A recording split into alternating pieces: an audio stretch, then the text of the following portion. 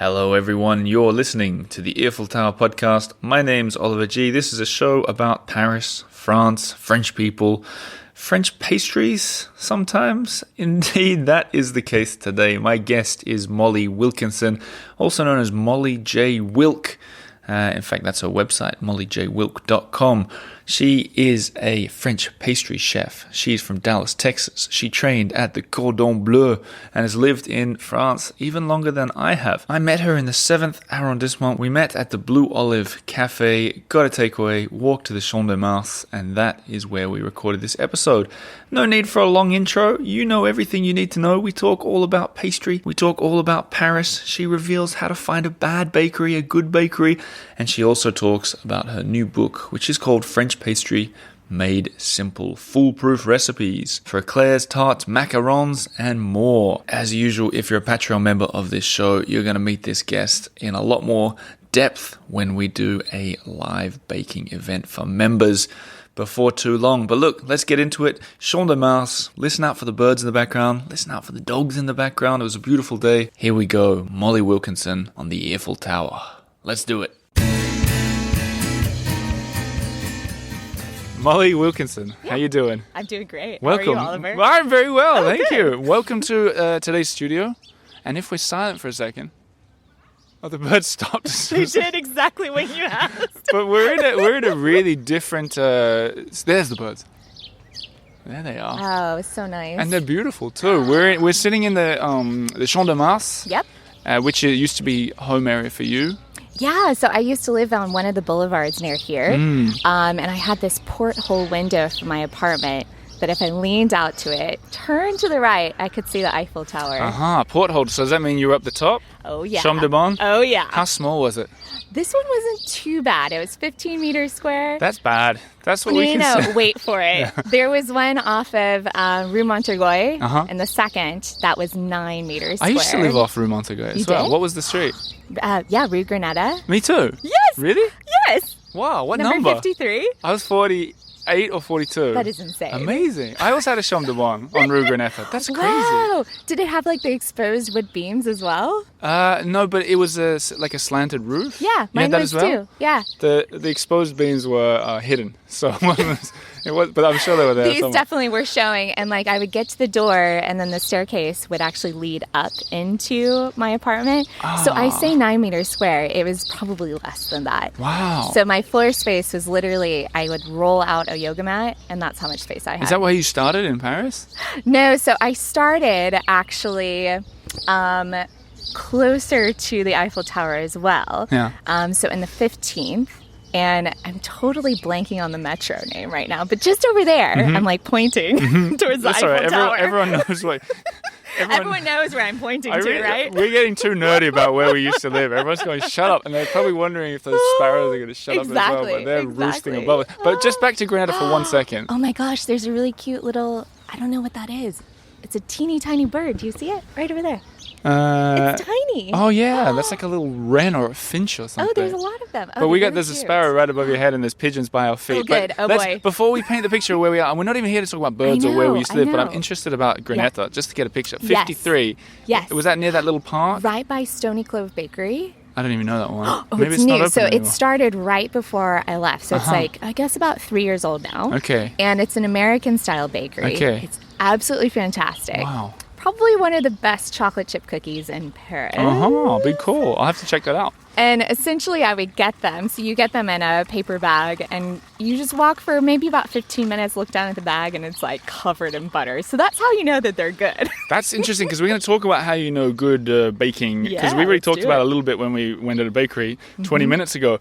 But I want to say something to you about Grenada. Okay. I lived there 5-6 years ago, and I Yeah? went back there the other day, like last weekend. It's always changed visit. so much. It has. It's so It has. different. But I love it still, and I feel like it's the neighborhood that I know the most. So I Yeah. lived there for a year and a half. Right. 2014? I was 2015, 2016. Oh, no, wait. No, I was 2015. Oh my God, we're neighbors. This is insane. Okay, people don't care. Let's talk about Exactly. this. Let's start with the location and then we get into All right, let's baking do and it. pastry and stuff like that. Okay. Because I want people to imagine they're with us. We're sitting in an aviary with birds, apparently. No, we're sitting in front of the... That was very descriptive. Behind you, Molly, is the Eiffel Tower. Yes. You can't see it. I can see it through the trees. To our side is... it's like... I think it's the marionette. I think it's like a kid's play area. Yeah. There's swings. And in the center...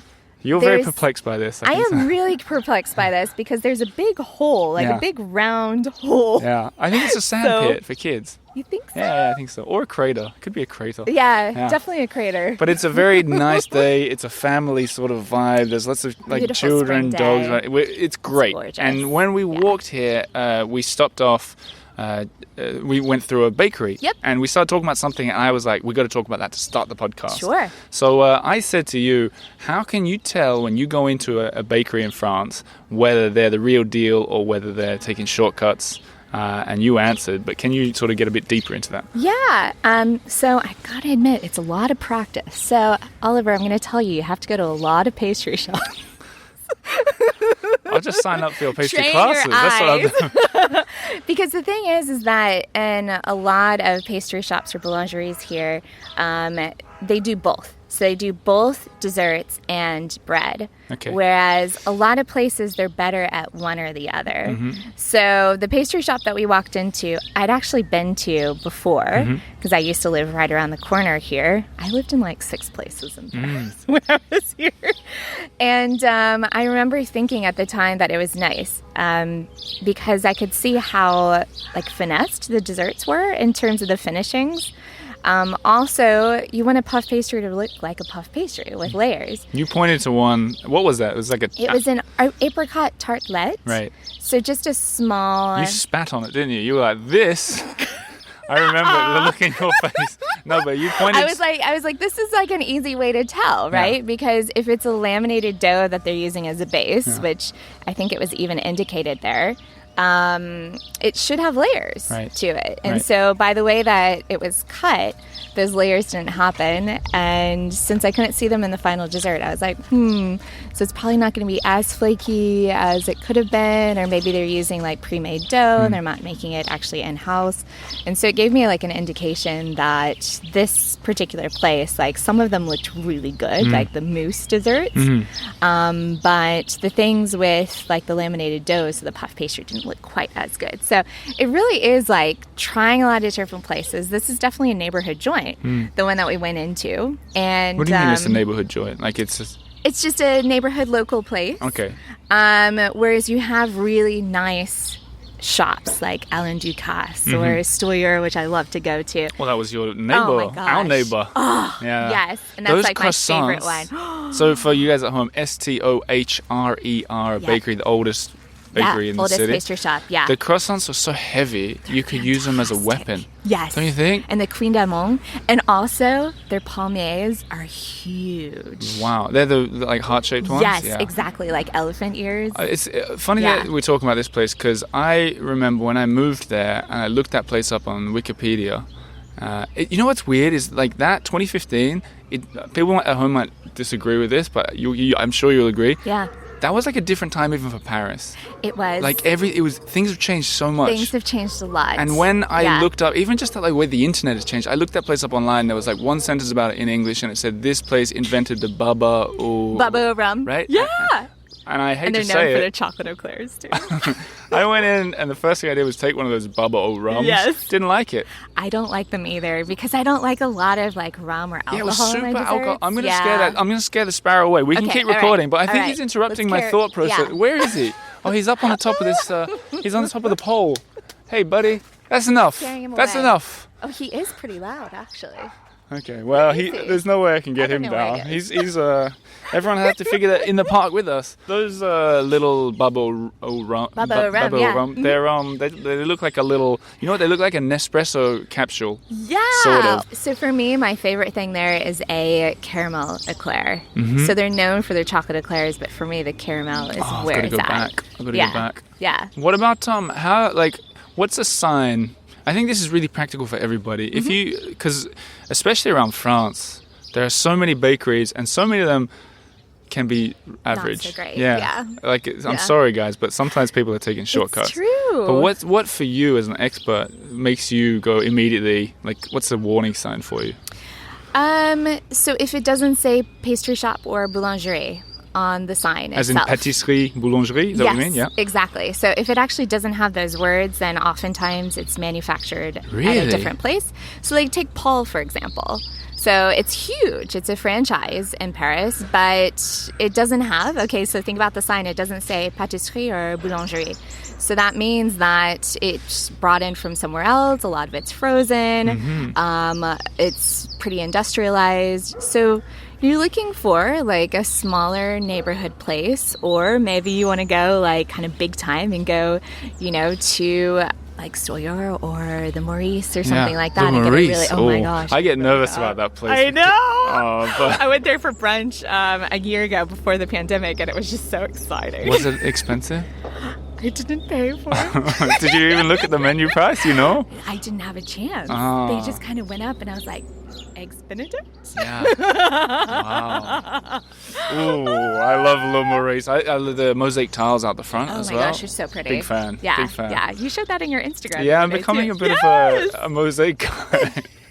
Well, the Stoyer, they have mosaics on How the are you ceiling. pronouncing it? How are you pronouncing it? Stoyer? Stoyer. Is that how you say it? I have I no don't idea. know. Because I looked at... I think Because so. I've always said it in a German accent, like Stoyer, right? That could be it, because I think it has German It's not a roots. French word, is it? It's not. S-T-O-H-R-E-R. But it goes back to the 1700s. Yeah, I read the sign like 2 Yes. days ago. I was there looking at the Yeah. sign, and I can give a tip for everybody here. Yeah. The bakery is part of a bigger building, obviously. Yes. And if you look at the sign for explaining the bakery, it also explains the building. So you step back across the road and you take it all in at once, and you can picture it way better. Like It's just beautiful. yeah. Because the sign explains that there's an unusual what's the word? It says in French like relief, like a whatever that thing is. On the building itself. Above the door that enters into where the people live, and it's like a knight in shining.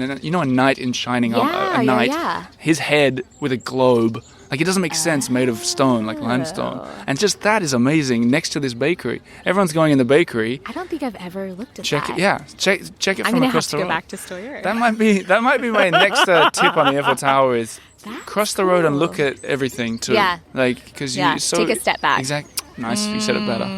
But let's skip talking about bakery for a second. Talk more about you. Okay, let's do it. You got a strong history of every single arrondissement of Paris, by the sounds of it. No.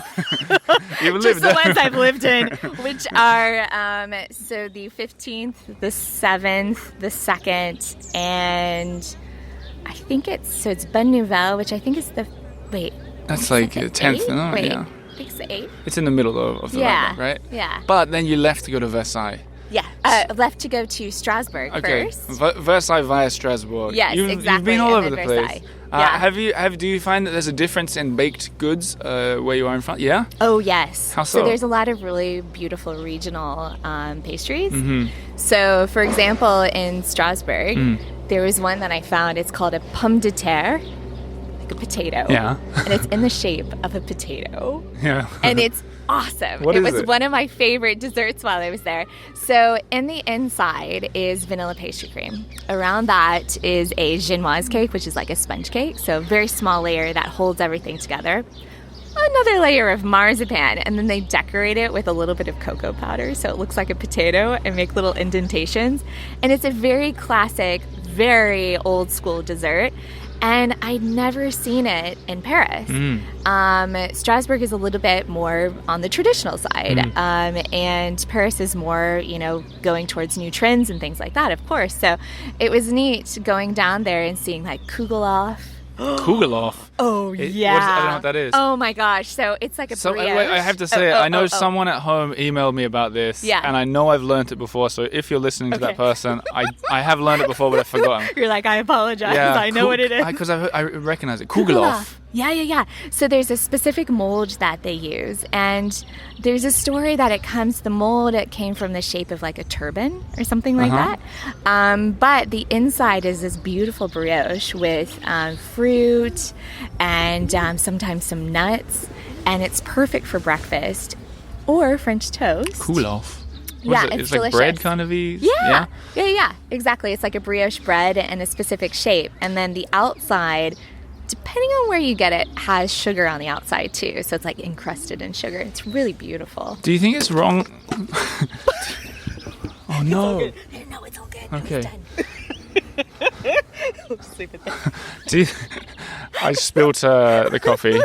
That's what happens when you're not using a studio and you're sitting on a park bench under the real. sparrows. Yeah, this is a Yeah. real episode. I was going to ask you though, do you think it's a mistake for people, tourists or people who live here, to just always go into a bakery and get a croissant or a pain au chocolat? No, I think like as long as you're going to a lot of different places, that it's great. It's a great way to test them out.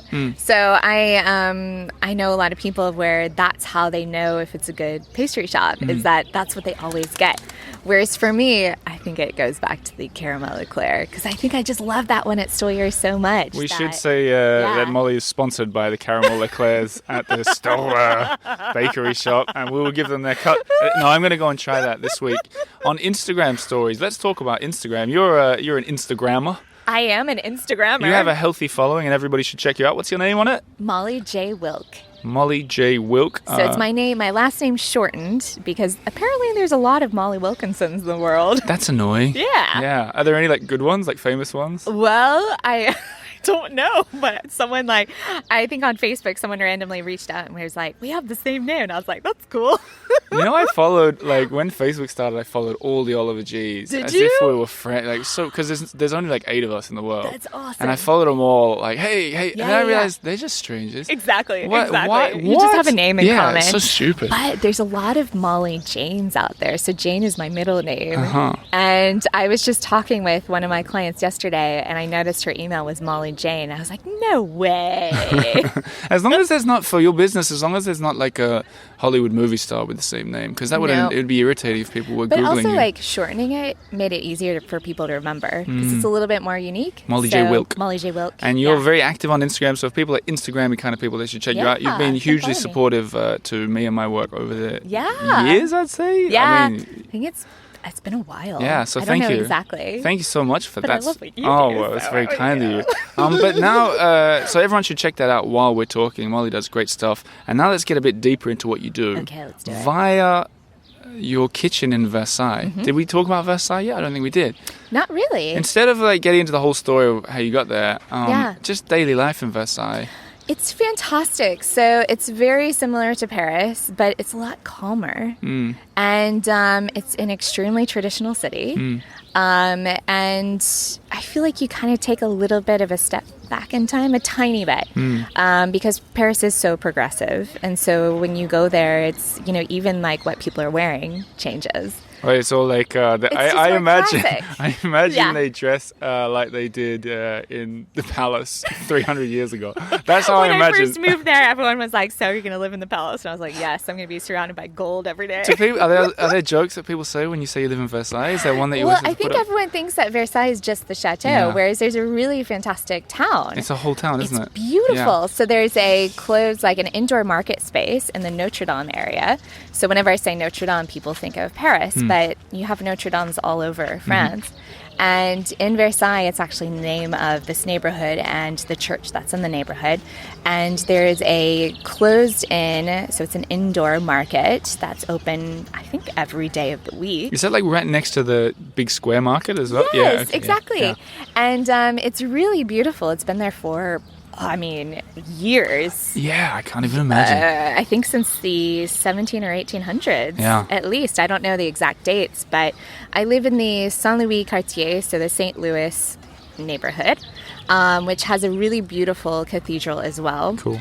And you walk inside and there's like chandeliers. I mean, it's just kind of what you would expect. It must be so being in different out Versailles. there without the 10,000s of tourists that usually are there every single day. It's really nice. Is it better? but It must be better. It's very quiet. Yeah. But the thing is that when people go to Versailles to see the chateau, they actually really just walk up and down those boulevards. So you that can lead sort right of, to the you can chateau. skip them basically. Yeah. You don't have to see them. So like in my neighborhood, even though I'm like literally 5 minutes walk from the chateau gates, not a lot of people go there because I think that after you visit the chateau, you're just so exhausted because there's so many things to look at.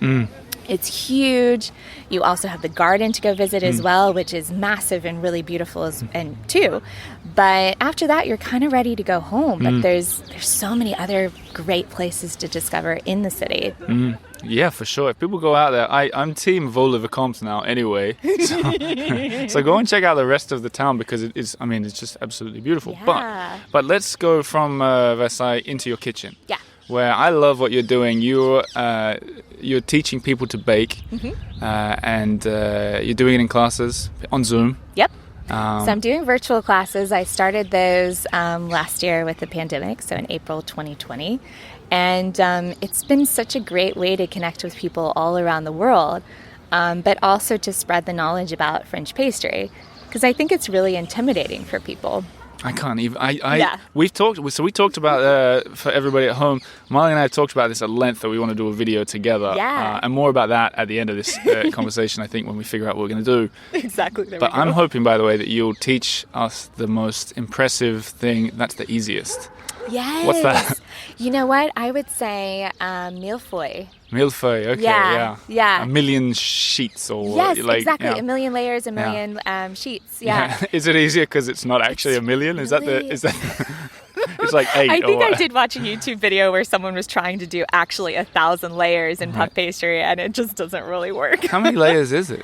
Well, you do a total of 5 folds, which create layers, and so they kind of, add upon each other. So I would say, just off the top of my head, maybe 18 to 20. Oh my gosh. layers, Okay, that'll be fun. That'll be fun. Yeah. But you're teaching all kinds of basically anything French pastry. Yeah. You have and they're wildly popular, and I can't wait to do one for myself.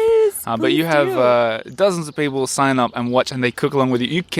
And you watch them at the same time. Yeah, so that's the cool thing about Zoom, which I absolutely love, is I have a little window into people's kitchens.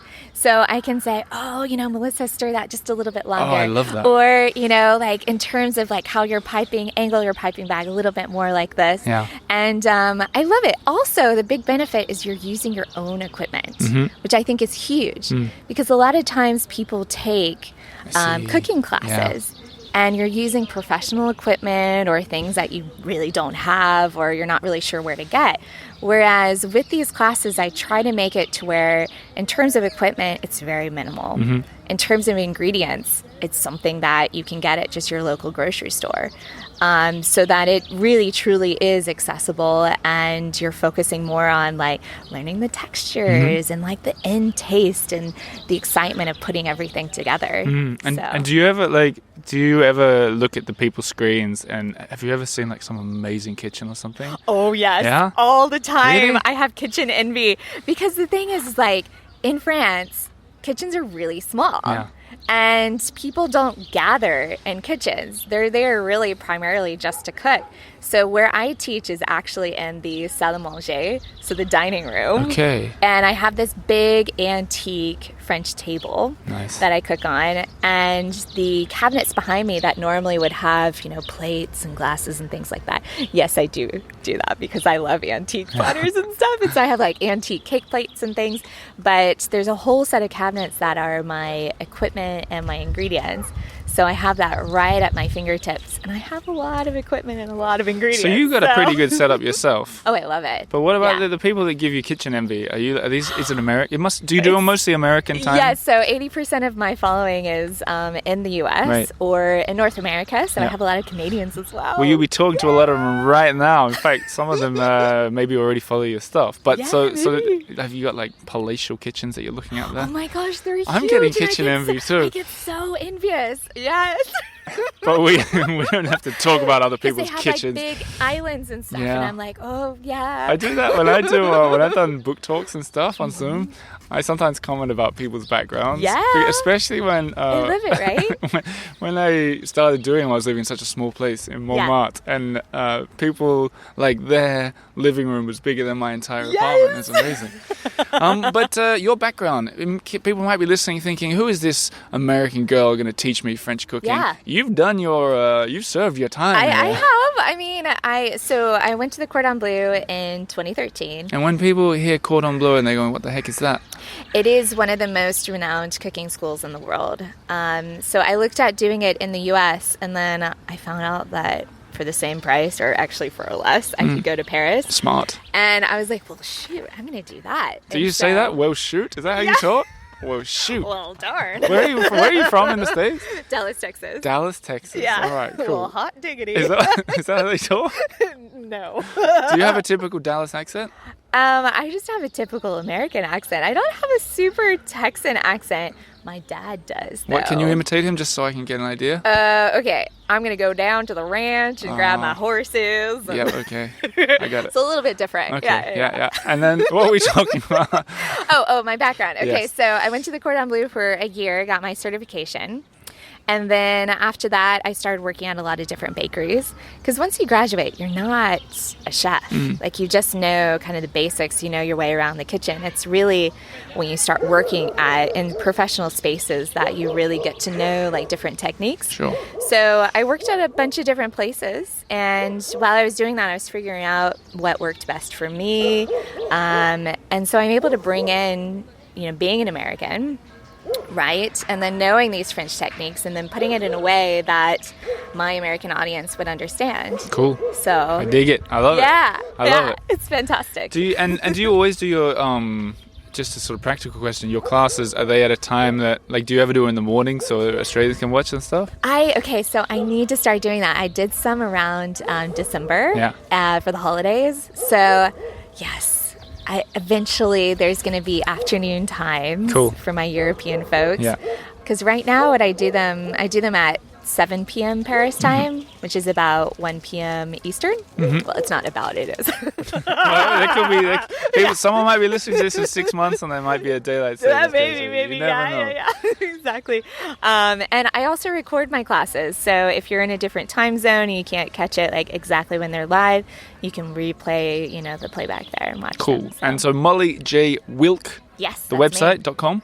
Yeah, MOLLYJWILK. Everybody go and check it out. They're crazily well priced if you want to go and sign up for a course.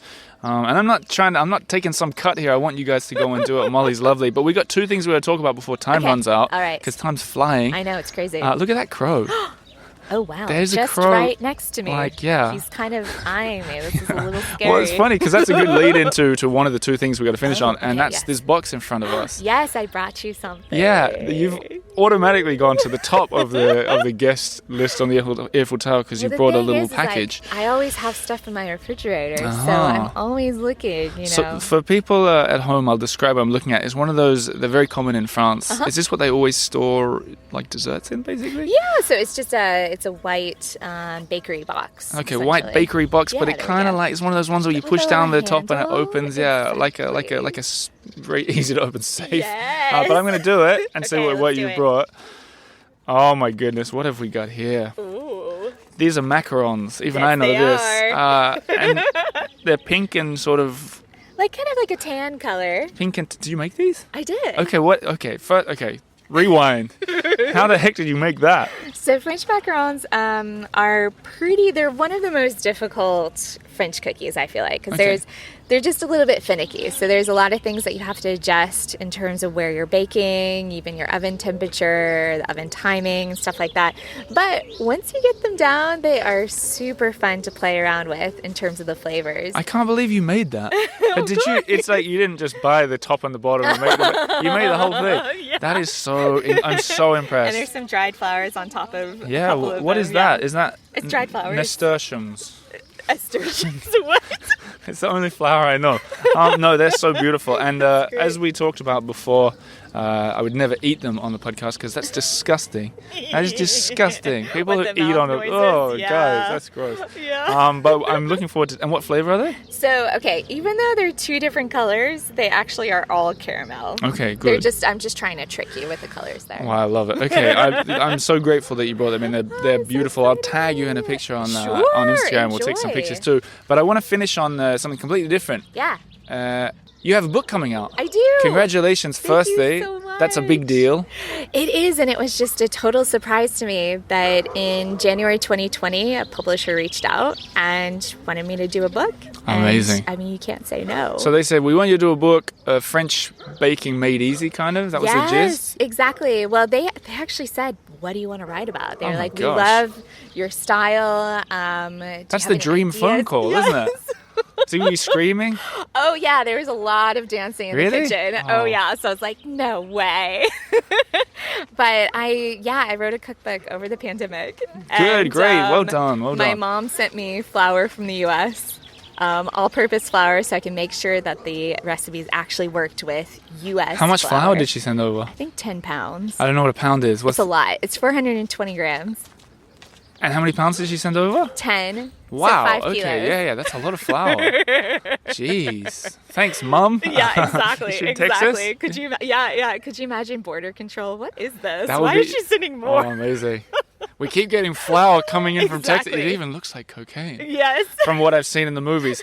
Let's finish on the name of this book. What is it? French pastry made simple. You started on that I one. did, We've got to work yeah. on this. One more time.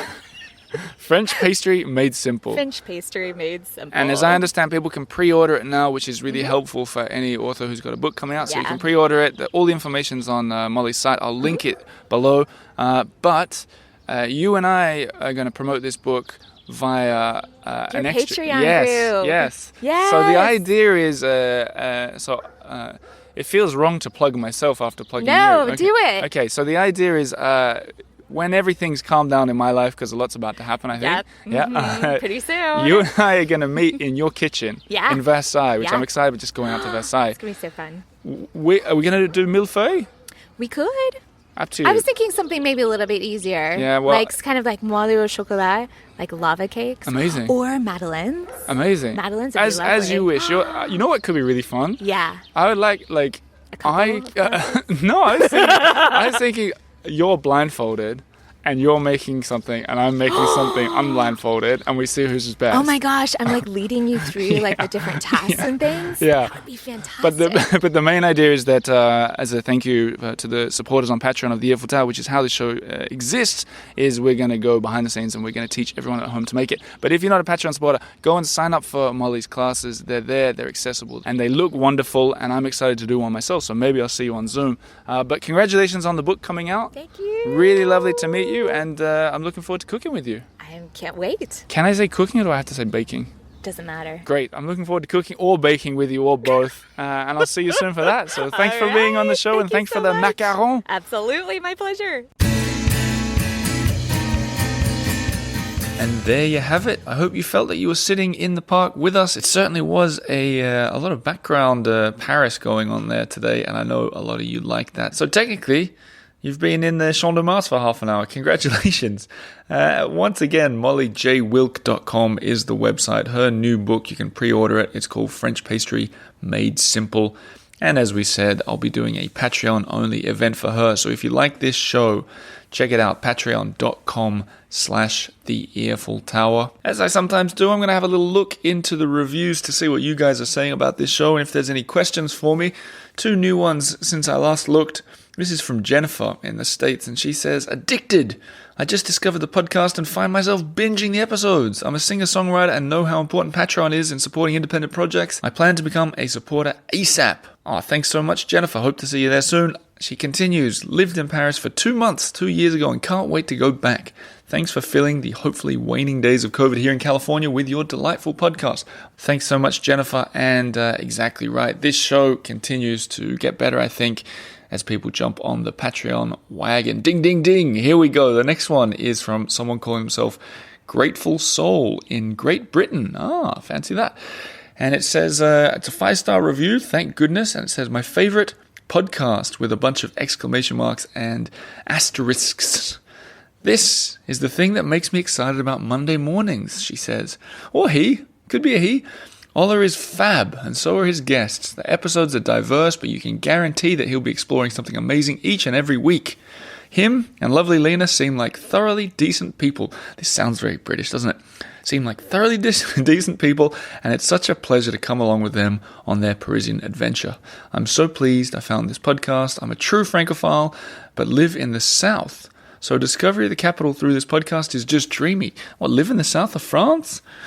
I guess it says from Great Britain. But anyway, thank you, Oliver, for keeping Parisian sunshine and your positivity into even the most difficult of weeks, especially during this crazy year. Keep up the good work. I can't wait to see what you do next. Well, thanks so much, grateful soul, and thanks to all who leave reviews. My favorite review is when you leave a little question at the end, or that's my favorite email as well. Give me something to answer. Otherwise, I'm just reading nice comments all the time. And come on, I want to do a bit more two-way than that. But thanks for the reviews. It helps people, I guess, scrolling around decide whether they should listen or not. But I'm going to leave it at that. Thanks to everyone for listening to this episode. I'll be back again next week with something new. You can guarantee that.